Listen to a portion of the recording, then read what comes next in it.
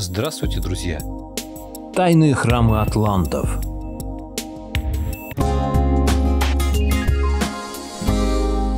Благодарю всех, кто подписался на мой канал и смотрит мои видео.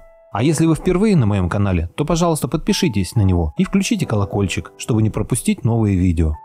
Ссылка на статью в описании. Автор И. Волознев. Источник: интересная газета, невероятная. Номер 24, 2010 года. Почти в любой стране вам смогут рассказать об обширных подземельях, существующих в том или ином ее районе, и о загадочных случаях, произошедших с теми, кто пытался их посетить. Особенно богата на подобные сообщения Южная Америка, континент волнующих открытий и поразительных исторических тайн. Пещера духов.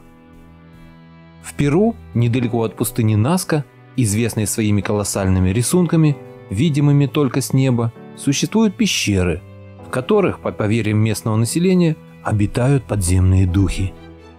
Большинство входов в эти пещеры перегорожены многотонными каменными блоками. Начать обследование пещер удалось только в 1971 году, после того, как был пробит проход в одном из таких блоков. Спелеологи долго пробирались запутанными ходами, пока наконец не достигли огромного зала, вероятно, когда-то служившего местом религиозных церемоний. Неведомые камнетесы выложили его пол плитами с геометрическим орнаментом. На отполированных стенах выбили рисунки и знаки, напоминающие иероглифы. В центре стояло 98 каменных тумб, похожие на жертвенники индейцев майя. На каждой тумбе был выбит желоб для стекания крови. От зала в разные стороны расходились туннели. Некоторые из них были заполнены человеческими останками. Самый длинный туннель дотягивался до океана и уходил под воду. Что за люди построили зал и туннели, никто не знает.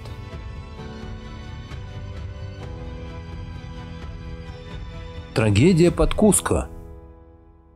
Изобилуют таинственными подземельями и окрестности священного города инков Куско. В 1952 году группа исследователей из Франции и США спустилась в одно из них. Долго задерживаться там спелеологи не собирались. Провизии взяли всего на 5 дней.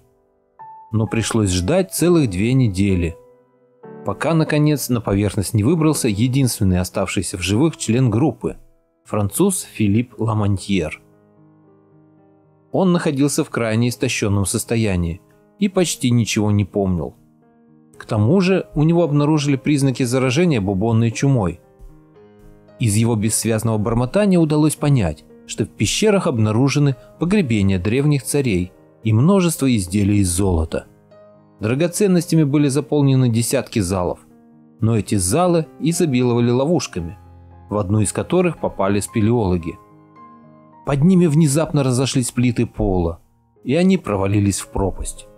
Ламантьер выжил лишь благодаря тому, что отстал от остальных. Доказательством правдивости его рассказа служил имевшийся при нем золотой кукурузный початок, искусно сделанный древними мастерами.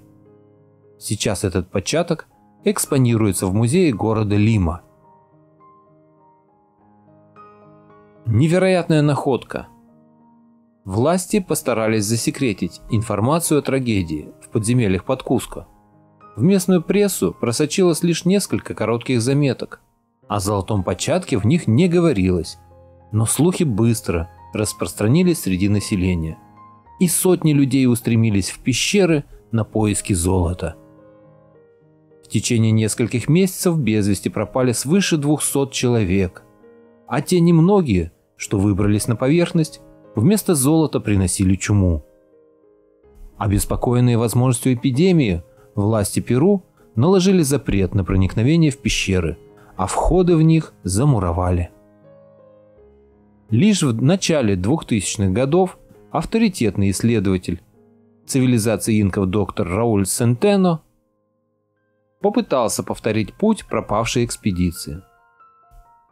Добиться разрешения попасть в подземелье ему не удалось, поэтому он подкупил охранников, дежуривших в древнем храме в паре километров от Куско, где находился вход в один из тоннелей. Группа из 6 опытных спелеологов во главе с Сентено проникла в помещение под усыпальницей, взломала замок на стальной решетке и двинулась по длинному сужавшемуся коридору, больше похожему, как писал Сентено, на часть обширной вентиляционной системы. Сворачивая в боковые ходы и спускаясь все ниже, исследователи оказались в тоннеле, пол которого был выложен ровными каменными плитами, а стены облицованы серебристым металлом.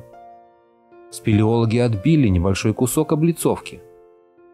Последующее его обследование показало, что металл по своей структуре похож на алюминий. Находка казалась совершенно невероятной. Ни один ученый не смог объяснить, как алюминий попал в доисторический лабиринт. Далеко пройти по алюминиевому тоннелю не удалось. Через 100 метров он сузился настолько, что спелеологам пришлось повернуть назад. Экспедиция пробыла под землей недолго и обследовала, по мнению Сентено, лишь небольшую часть подземного комплекса. Погребений и сокровищниц найдено не было, но Сентено уверен, что их открытие еще впереди. Потомки атлантов Перси Фоссета. В 1991 году группа английских и бразильских спелеологов проникла в пещеры, которые находятся в районе реки Риу-Синджу, притоке Амазонки. В 1925 году в этих местах бесследно исчезла экспедиция знаменитого исследователя Перси Фоссета, который в течение нескольких лет по заданию английского географического общества изучал этот труднодоступный район Бразилии. По сведениям Фоссета, в здешних джунглях обитает загадочное племя светлокожих индейцев, живущих в глубоких пещерах, входы в которые они тщательно скрывают. Так что не исключалось, что пещеры в пойме Риу-Синджу – это подземные жилища тех самых индейцев, о которых писал Фоссет. Вообще легенды о существовании в джунглях Амазонии заброшенных древних городов и наполненных сокровищами подземелий распространены среди исследователей и путешественников. Предполагают, будто эти города и подземелья были созданы уцелевшими жителями Атлантиды, которые после катастрофы, уничтожившей их остров, перебрались на материк. Фоссет считал, что белые индейцы – это одичавшие потомки атлантов. Сначала они жили в городах, руины которых, по его мнению, и сейчас еще можно встретить в бразильских дебрях, но позднее под натиском окружающих племен ушли в подземные пещеры, унеся с собой все самое ценное, что досталось им от предков. Галерея с павлинами. Пещеры в пойме Риу-Синджу оказались очень красивы. Со сводов свешивались сталактиты всевозможных цветов, стены покрывала ярко-красная и желтая плесень, образуя узоры, похожие на кружева. Часто попадались ручьи и живописные гроты. Однако никаких следов присутствия человека спелеологи на своем пути не встречали. Но вот, на глубине 70 метров дорогу им преградила необычная каменная плита. Поверхность ее, в отличие от остальных стен, была гладкой, что наводило на мысль о ее искусственном происхождении. С помощью лебедки огромный камень был сдвинут с места. Оказалось, что он стоял на каменных шарнирах, которые действовали подобно дверным петлям. За плитой находился прямой и длинный, уходивший вниз под небольшим углом туннель. Спелеологи осветили туннель мощными прожекторами. Стены подземного коридора были выложены плотно пригнанными друг к другу плитами. На каждой плите красовалось резное изображение птицы, похожей на павлина. В полу имелись 2 желоба. Напрашивалось предположение, что они использовались как рельсы, по которым катились колеса нагруженных тележек, подобных тем, на каких вывозят уголь из штолен в шахтах. Сообщение об открытии древней галереи наделало много шума и заинтересовало ученых всего мира. В 1995 году в пещеры под Риу-Синджу спустилась новая экспедиция. Она провела фотосъемки в галерее с павлинами и обследовала смежные коридоры, изобиловавшие гротами, озерами и даже целыми реками. Коридоры тянулись более чем на 100 километров и, скорее всего, где-то соединялись с океаном. В гротах, до которых добрались исследователи, вода была соленой. Однако обследовать весь подземный комплекс и установить, где заканчиваются туннели, не удалось и этой экспедиции. Завеса тайны. На основании полученных сведений ученые сделали вывод, что для создания подземных галерей в районе Рио-Синджу нужны были знания, недоступные диким обитателям Амазонии. Не могли их соорудить и инки, власть которых над здешними землями была непродолжительной и чисто номинальной. Кроме того, как установили зоологи, птицы, изображенные на плитах, неизвестны в Южной Америке. Некоторые исследователи вслед за Фосетом поспешили объявить находки в галереях под Рио-Синджу вещественными следами цивилизации атлантов.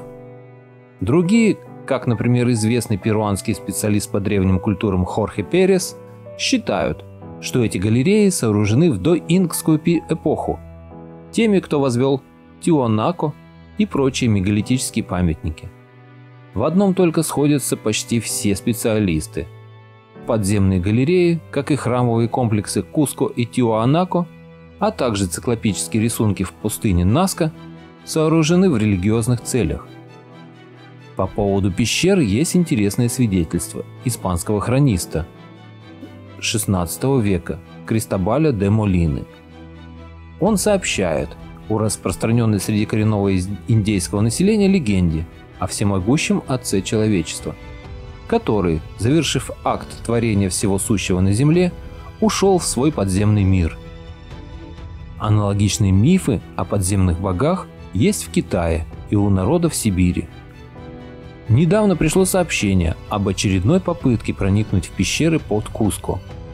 Попытка оказалась неудачной.